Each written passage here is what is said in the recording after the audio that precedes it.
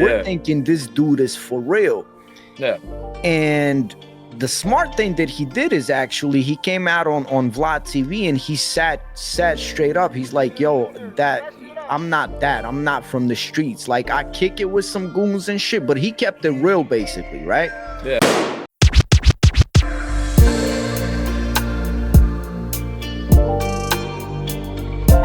SouLivate.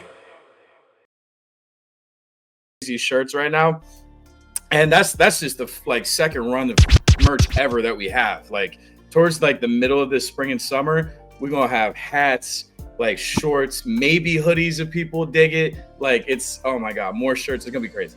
Them t-shirts are off the hook, man. I really like them shits, man, especially if y'all do like more colors. Like, I'm a type of person, I like black and white, I like simple, but I can see it in different colors too, you know?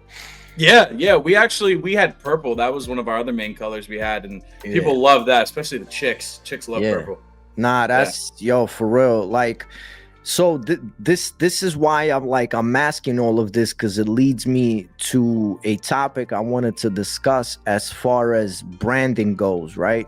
Yeah. And how important branding is to, you know, certain things that you do in order to maintain the brand, or certain things you don't do.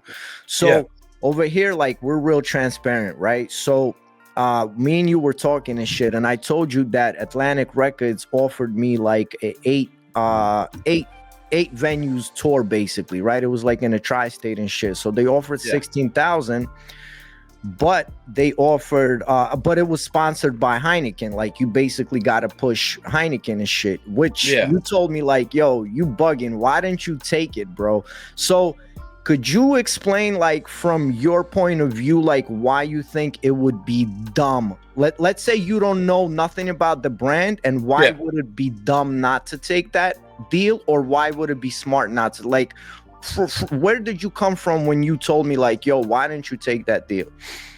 Well, it was just more the exposure factor, you know what I mean? Like, working with a record label, period, I mean, is already a blessing in itself. But like, again, keep in mind, everybody, he explained stuff after to me. But yeah, first moment, I was just thinking of like the exposure factor of like, all right, you get 8 shows worth of exposure and performance to go do that are pre-booked for you. You know what I mean? You don't have to worry about hitting, you know, managers and PRs and, you know, whatever booking agencies to do all that for you. They just do that for you. So that was like my first gig of it, as far as like why. But if you want me to touch on the revamp after that, when you explained it to me, I can too. Yeah. So basically, like, oh man, a lot of people are gonna call me like crazy, right? So the first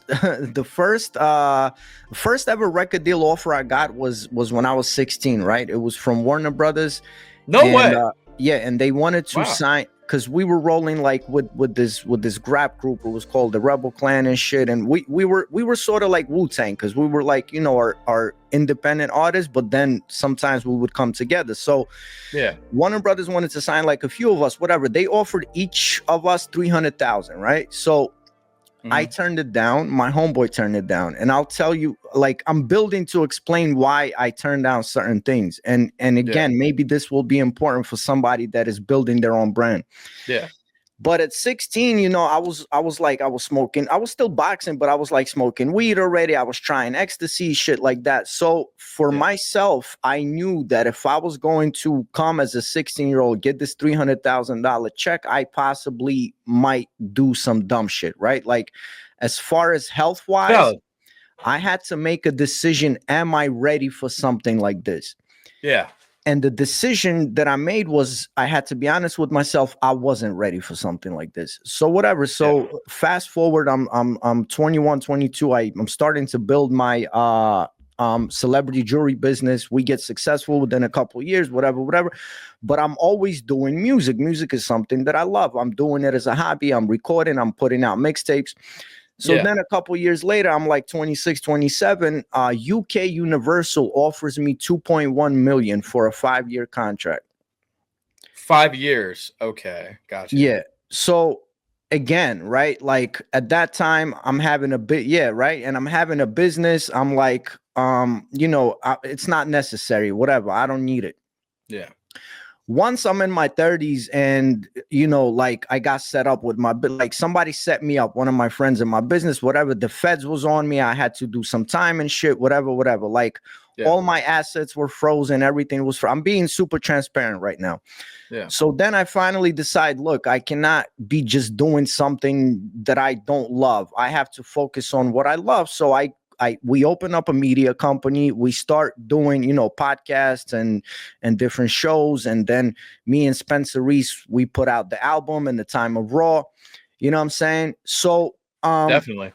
So when an offer like this comes, right, and they're saying that it's sponsored by Heineken, I have to look at my brand and say, look, my brand is focused on information. Yeah. And is focused on a mental health, healthy lifestyle, information as far as like, even conspiracies or world, different world events information.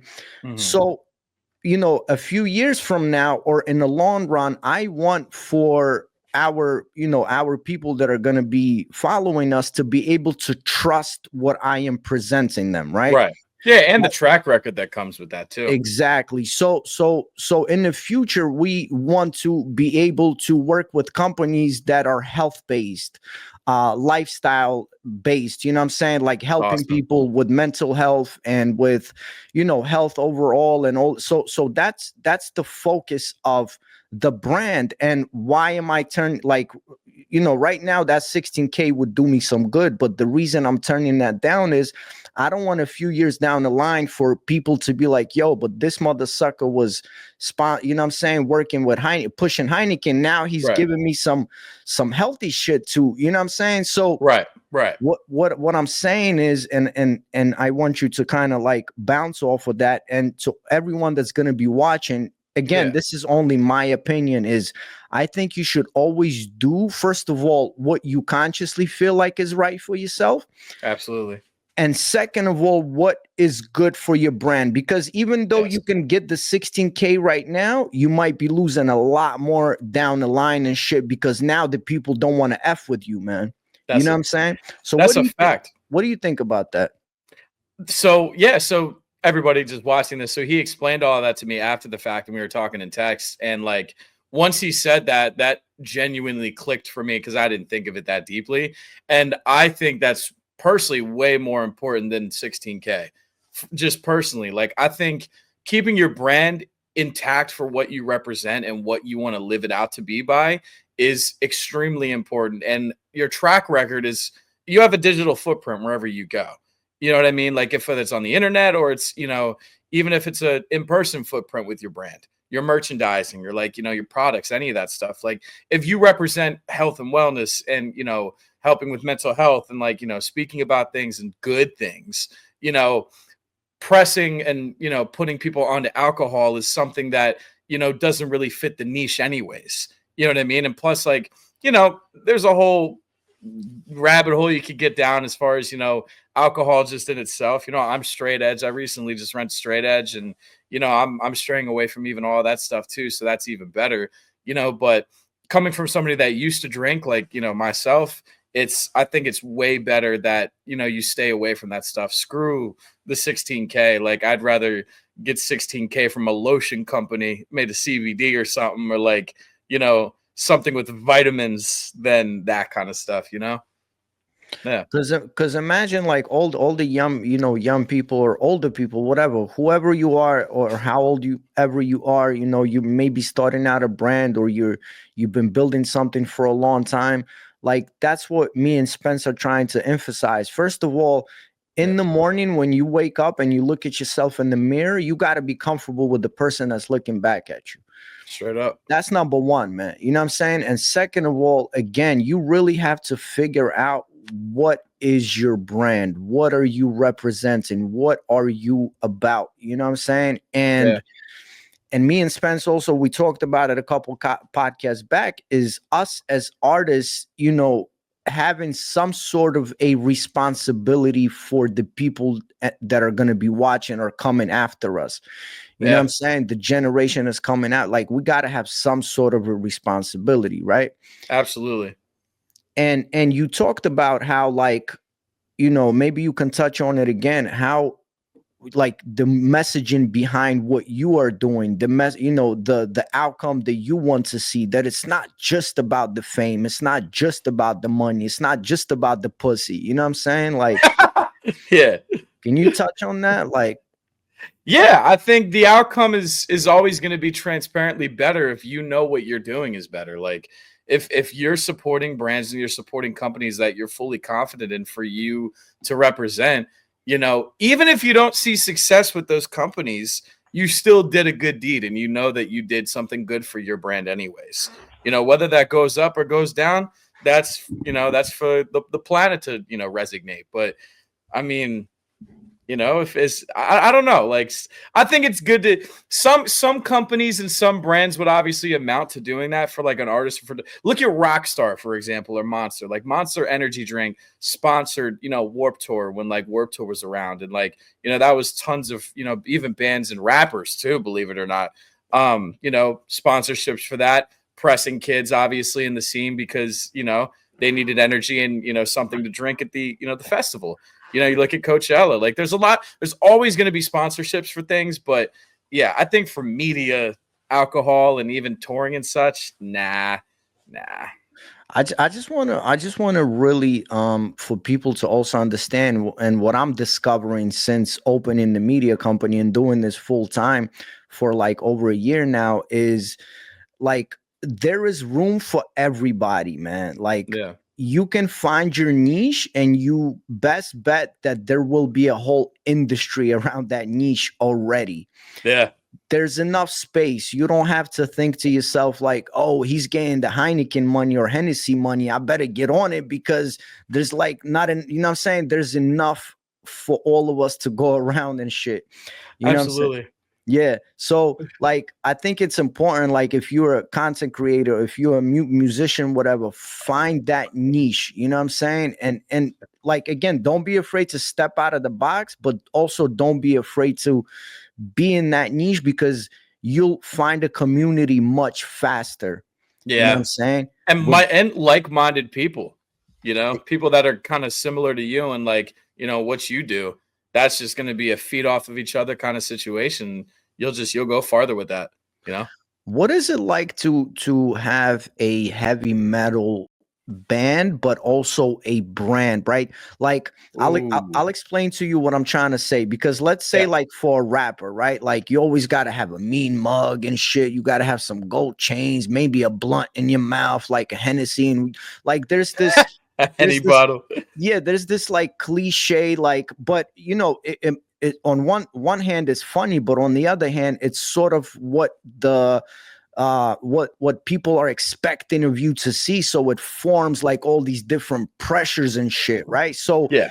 So how does it work in your particular band and brand, and also as far as heavy metal? Are there like these heavy pressures of being this or being that?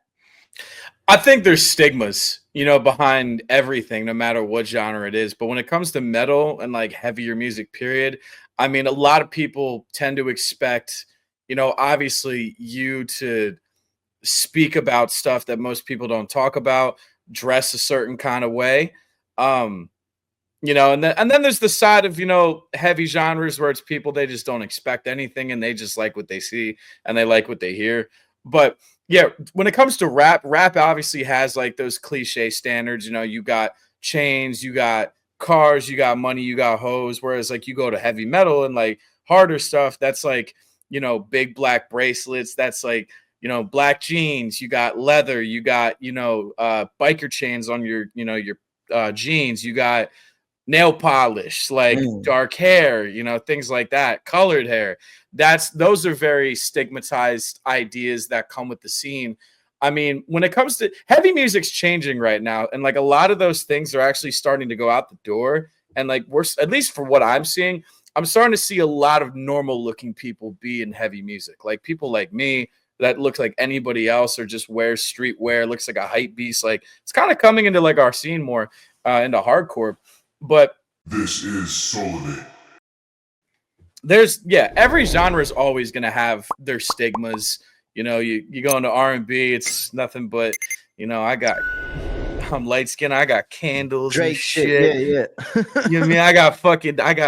I got a big bed with a lot of roses on it and shit.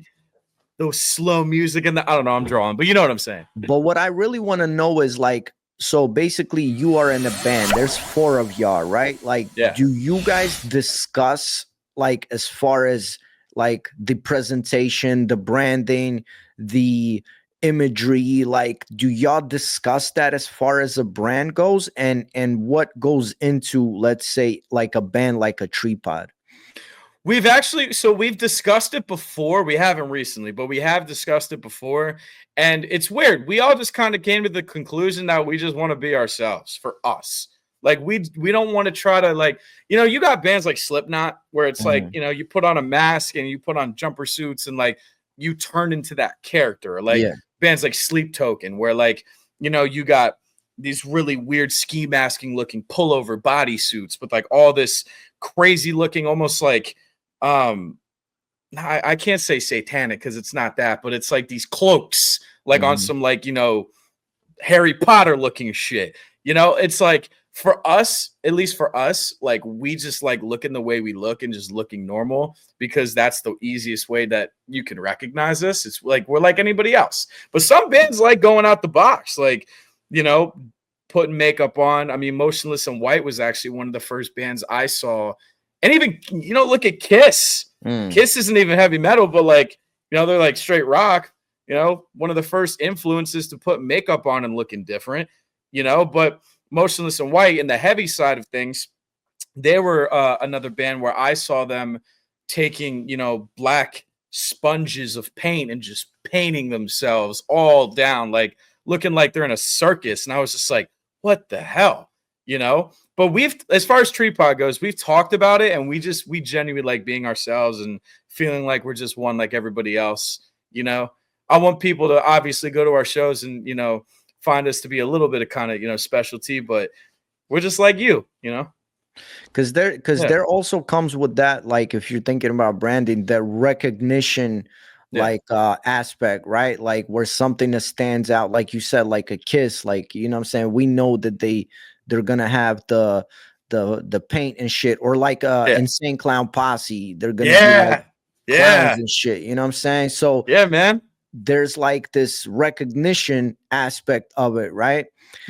I'm thinking, I'm sitting here and thinking like, yo, imagine like a heavy metal band where like all 4 dudes are dressed like nerds and shit, like they got like googly goggles and like really tight shorts or something.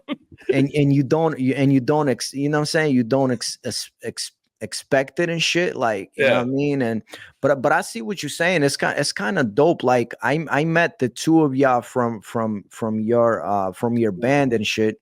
And y'all are like, you know, y'all are completely special, like completely individual and shit. And I like that. I see, you know what I'm saying? I see what you're saying. But thanks, man. Again, you know, like to finish up this topic, maybe you want to add something too, but I'm gonna say from my side again, you know, like you have to stay true to yourself first and foremost. The game is not easy by any means. If you don't have a huge capital behind you, like someone that's supporting you and shit with thousands or millions of dollars, it's hard to be an independent, and it's really hard, bro. It is. Especially when you get shadow banned, and that's going to be our next topic. But do you want to add anything on to what we talk about as far as branding?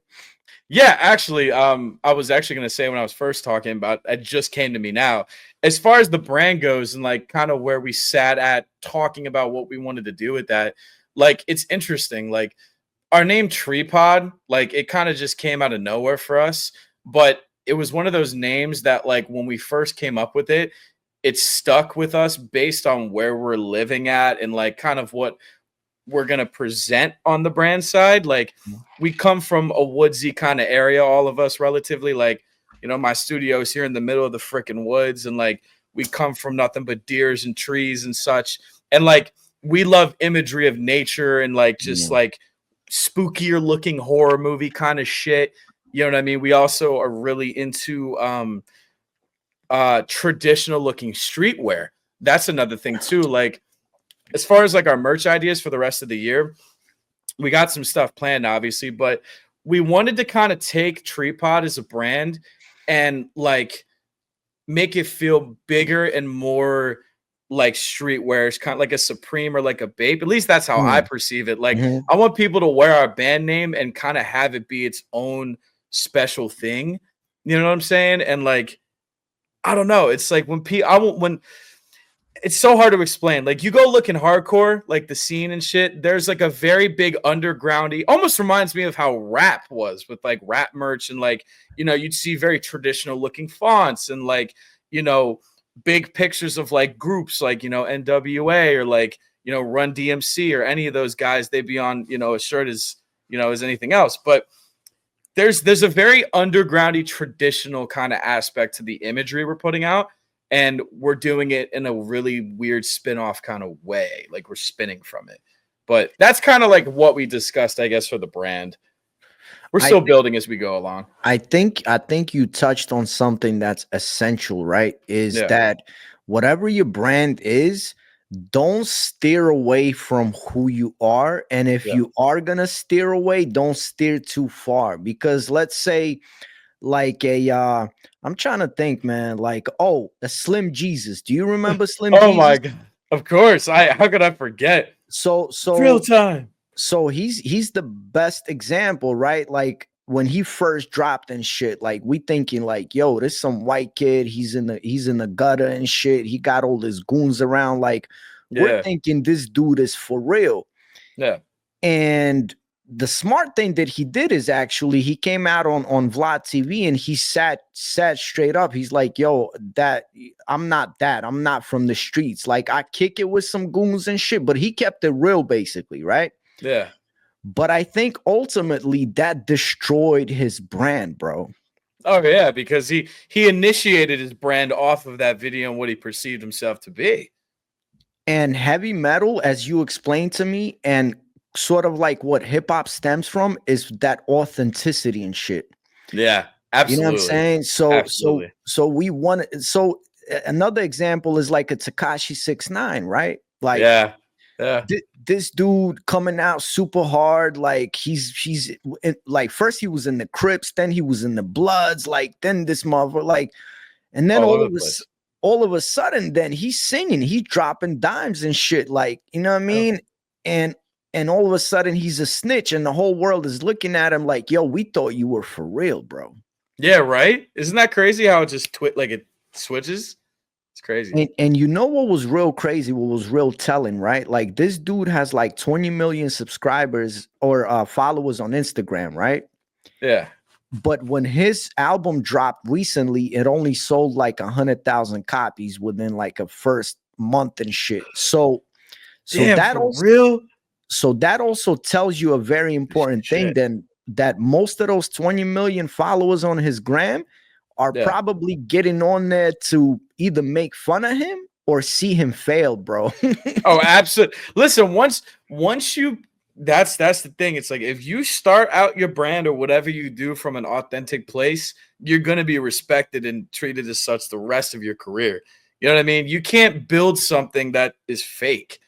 People are going to catch that. Fake is, you know, it's very easy to see once the ball drops.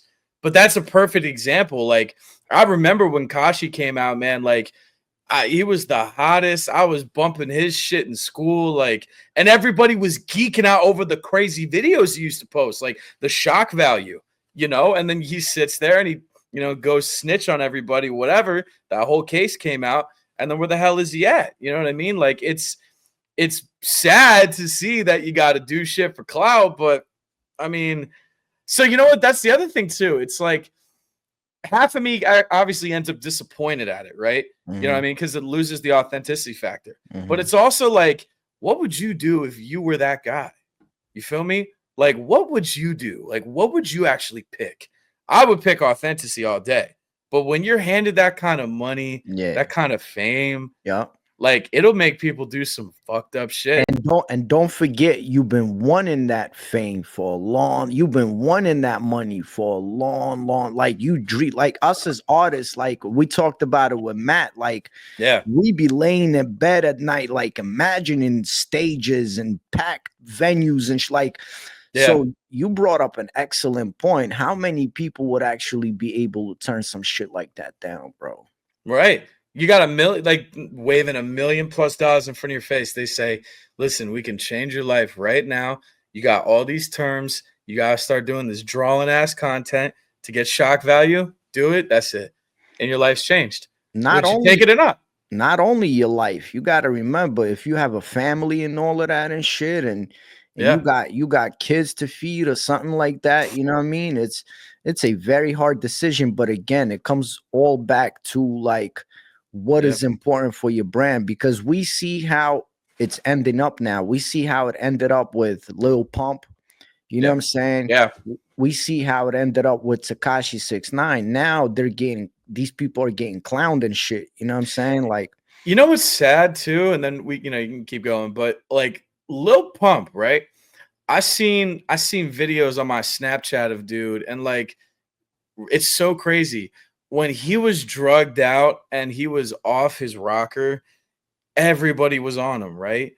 And now this guy gets sober. He gets in the gym. He looks better. He actually talks better. He is off of that. Nobody cares about him. You know what I mean? It's like, God, why fall down that rabbit hole? You know, like, is it for fame? Is it for money? Are you doing it to actually because you're about it?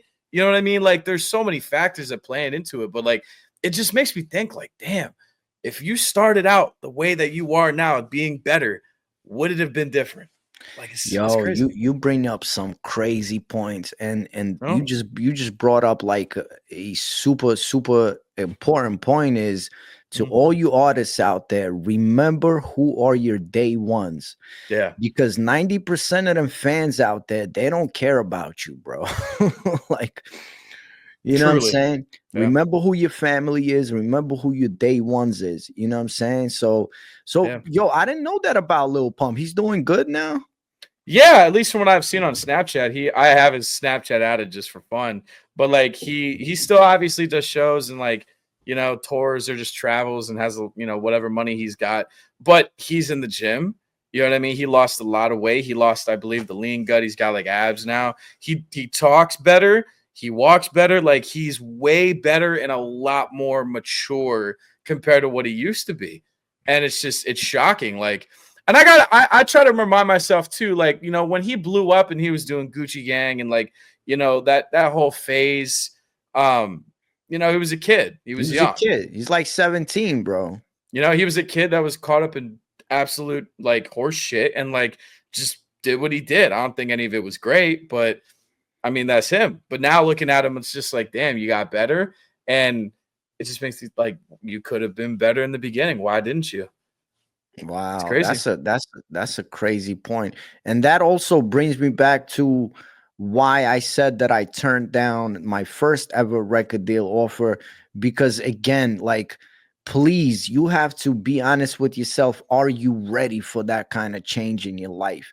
Will that kind of change be detrimental? Will it destroy you within, you know, a short period of time? Well, we see it happen all the time. Look at the 27 Club, bro. You know what I'm saying? Yeah.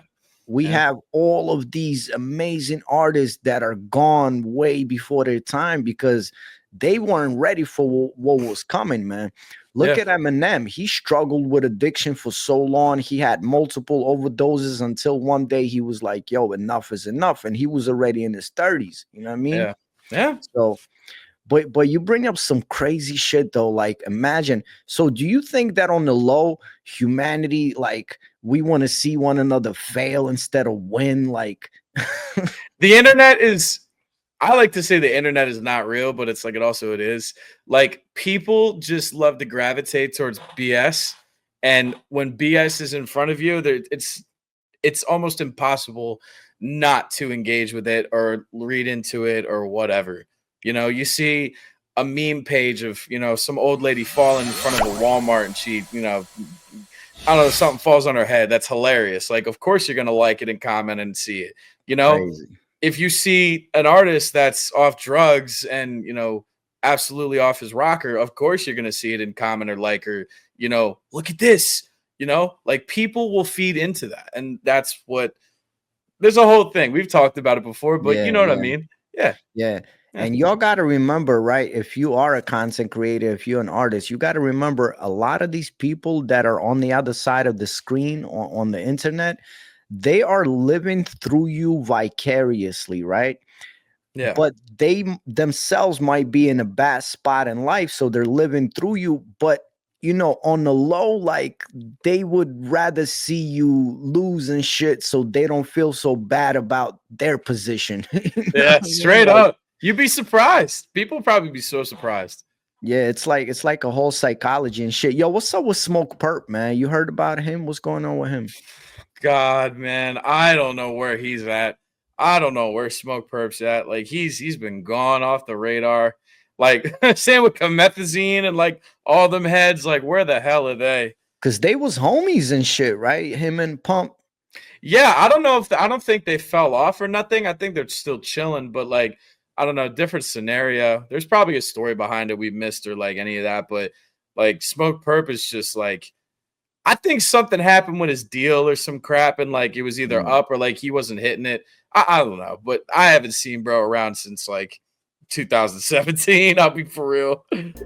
So like, before we talk about that shadow ban shit, let's just touch a little bit. Let's touch a little bit. We touched on this a lot, but I think it's worthy to touch on it again because you experienced this in your own life. Like, in our day and age, right? In 2025, is it smarter to take a record deal, or is it better to be independent, man, and grind out?